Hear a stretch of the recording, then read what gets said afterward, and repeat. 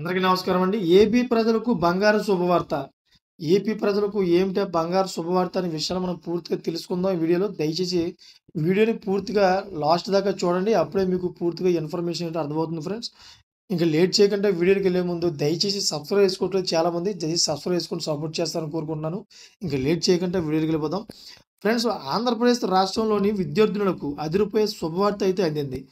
వచ్చే విద్యా సంవత్సరం నుంచి ఉన్నత విద్యను అభ్యసించే విద్యార్థులకు కళలకు రెక్కల పథకాన్ని అమలు రంగం సిద్ధం చేస్తుంది కూటమి సర్కార్. మరి ఈ మేరకు ఏపీ మంత్రి నారా లోకేష్ కీలక ప్రకటన కూడా చేశారు.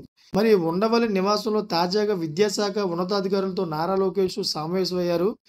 అయితే ఈ సందర్భంగా వచ్చే విద్యా సంవత్సరం నుంచి ఉన్నత విద్యను కూడా అభ్యసించే విద్యార్థులకు కళలకు రెక్కలు పథకాన్ని అమలు చేయడానికి విధి విధానాలు రూపొందించాలని ఆదేశాలు ఇచ్చినట్లు నారా లోకేష్ వెల్లడించినట్టు తెలుస్తోంది ఫ్రెండ్స్.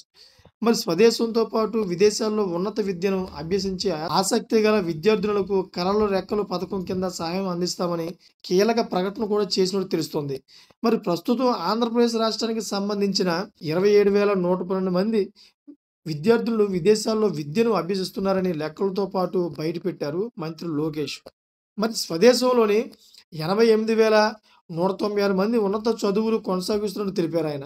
మరి విదేశీ విద్యా పథకం ఏ విధంగా అమలు చేయాలన్న విషయంపై లోతుగా అధ్యయనం చేసి అమలు చేస్తున్నట్టుగా తెలుస్తుంది. అంతేకాకుండా నిరుపేద విద్యార్థులకు అన్యాయం జరగకుండా చూస్తామన్నారు Nara Lokesh. Thanks for watching friends.